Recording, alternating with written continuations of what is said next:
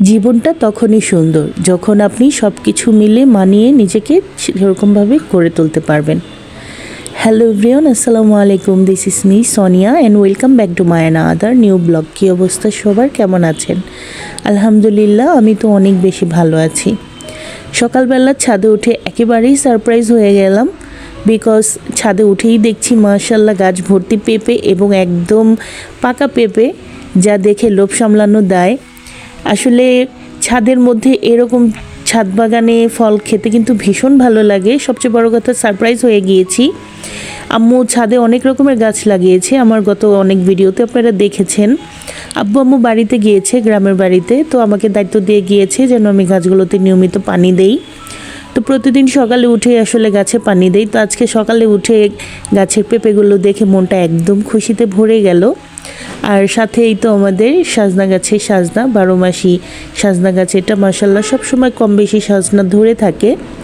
আর গাছ থেকে দুটো দুন্দুল পেরে নিলাম, আর দুটো দেখলাম একদম বড় হয়ে গেছে, পাড়ার উপযুক্ত নয়, সেটা আর পারিনি। আর একটা বেগুন তুলে নিলাম, সাথে কিছু কাঁচামরিচ। আসলে নিজেদের ছোট ছাদ বাগান থেকে অল্প কিছু পরিমাণ জিনিস পেলেও মনটা কিন্তু অনেক বেশি খুশি লাগে, ভালো লাগে। আপনারাও চেষ্টা করবেন যার যার জায়গা থেকে বারান্দায় কিংবা ছাদে বৃক্ষরোপণ করার। এটা না একটা মানসিক অন্যরকম শান্তি দেয়। আপনারা একবার ট্রাই করে দেখতে পারেন, সত্যি খুব ভালো লাগবে। একটা খুব সুন্দর সময় কাটানো যায় ছাদ বাগানে। তো সকালবেলাই মানে ছাদে উঠেছি, এবার বাচ্চাদেরকেও ডেকেছি ওদেরকে দেখানোর জন্য যে দেখো গাছে কত সুন্দর পেঁপে হয়েছে। আমার বড় বোন এসেছে, তো এখানে বড় বোনের মেয়ে, তারপর আমার ছেলে, ওরা সবাই মিলে ছাদে উঠে। ওরা তো দেখে বেশ খুশি যে ছাদের মধ্যে এত সুন্দর পেঁপে হয়েছে। পেঁপেগুলো আজকে পেড়ে নিব, তাই আপুর হাতে ক্যামেরাটা দিয়ে আমি পেঁপেগুলো পেড়ে নিচ্ছি। মাশাআল্লাহ, এগুলো খাবো কি দেখেই তো মনটা অনেক বেশি খুশি লাগছে। একসাথে 5টা পেঁপে বড় হয়েছে, আরও তো আছেই গাছে ছোট ছোট পেঁপের কড়া। তো এখান থেকে আমি একটা একটা করে তুলে নিচ্ছি পেঁপেগুলো। মাশাআল্লাহ, সবাই মাশাআল্লাহ বলে যাবেন। ছাদের মধ্যে এত সুন্দর ফল খাওয়া, এটা আমি মনে করি অনেক বড় সৌভাগ্যের ব্যাপার। তো খুবই মজার পেঁপে, এটা দেখতেই যে সুন্দর তা কিন্তু নয়, এটা খুবই স্বাদের একটা পেঁপে। খেতে যেমন মিষ্টি, এটার কালারটাও খুব সুন্দর মাশাআল্লাহ। কেনা বাহির থেকে কিনে এনে খেয়েছি, কিন্তু আসলে মনের মতো পেঁপে খুব কমই পাই। কিন্তু নিজেদের গাছের জিনিস আর আমার মায়ের হাতের লাগানো জিনিস, এটা তো আরও অন্যরকম শান্তি দেয়। তো আমি 3টা পেঁপে পেড়ে নিয়েছি, আর দুটো এখনও গাছে রয়েছে। এগুলো একটু পাকবে, আর একটু এখনও পরিপূর্ণভাবে পাকেনি। আর ভাবছি আম্মু আসলে এই দুটো আম্মু পেড়ে খাবে, তাই আমি আপাতত 3টাই পেরে নিয়েছি আর আমার ছেলের হাতে তুলে দিলাম। আমার ছেলে তো বেশ খুশি, আজকে আমার ছেলের বার্থডে, তাই ও বাসায় এসেছে। আর এদিকে আমি কিছু বাজার করে এনেছিলাম, সেগুলো একটু গুছিয়ে নিব, কারণ রান্নাবান্নাও তো করতে হবে। ছাদ থেকে নেমে এসে নাস্তা করেছিলাম আগে। তো আমি আজকে একটা খাসি মুরগি কিনে এনেছি, 4.5 কেজি ওজন হবে মুরগিটার। আর কিছু মাছ কিনে নিয়ে এসেছি, আর ফার্মের মুরগি কিনে নিয়ে এসেছি। সব কিছু পরিষ্কার করে কেটে বেছে আমি ফ্রিজে রেখে দিব, আর যেটা আজকে রান্না করব সেগুলোও গুছিয়ে নিব।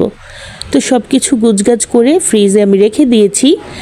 আর খাসি মুরগিটা আমি সুন্দর মতো কেটে তারপরে নিয়েছি। আজকে আমি খাসি মুরগির মাংস রান্না করব। তো এই মাংসগুলো দেখেন অনেকগুলোই হয়েছে কাটার পরে, আর এখানে তো ডিমও হয়েছে। আমার কিন্তু মুরগির মাংসের চাইতে এই হাত পা গলা ঘিলা, তারপর মুরগির এই ডিমগুলো খেতে ভীষণ ভালো লাগে। কারা কারা আমার মতো পছন্দ করেন গলা ঘিলা খেতে, অবশ্যই কমেন্টে জানিয়ে যেতে পারেন। আর এইদিকে আমি পটল আলু ভাজি করব, সেটাও কেটে নিয়েছি। আর একটু গরম মশলা রেডি করে নিচ্ছি। আমি একবারে এভাবে করে গরম মশলা রেডি করে একটা বয়মে রেখে দিই, তাহলে হয় কি রান্নার সময় আর কোনো ভেজাল হয় না, ইউজ করা যায়, এই আর কি। তো এদিকে আমার পটল ভাজিটা আমি বসিয়ে দিয়েছিলাম, এটাও হয়ে গেছে, ধনিয়া পাতা দিয়ে নামিয়ে ফেলেছি। আর সাথে খুব সুন্দর করে ঝাল ঝাল করে আমি সেই খাসি মুরগির মাংসটা ভুনা করে নিয়েছি। এটা খেতে খুবই মজার হয়, এটা একদম গরুর মাংসের মতো মানে একটা টেস্ট আসে। জানি না কে কে খেয়েছেন, খেয়ে থাকলে অবশ্যই জানিয়ে যেতে পারেন। আর এখানে আমি কাঁচামরিচও দিয়ে দিলাম, তারপর আমি খুব সুন্দরভাবে মাংসটা রান্না করে নিয়েছি। আর বিকেলবেলা আমার ছোট ভাই আমার ছেলেকে একটা কেক গিফট করে সারপ্রাইজ দিল। আসলে বার্থডে তো করা হয় না, কিন্তু বাচ্চা মানুষ কেক দেখলে তো ভীষণ খুশি হয়ে যায়, তাই ওকে খুশি করার জন্যই এই ব্যবস্থা।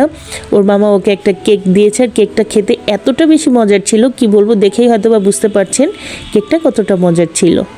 তোমার আজকের ভিডিওটি এ পর্যন্তই ছিল। আজকে বিদায় নিচ্ছি। সবাই ভালো থাকবেন, দেখা হয়ে যাবে নেক্সট কোনো ব্লগ ভিডিওতে। আল্লাহ হাফিজ।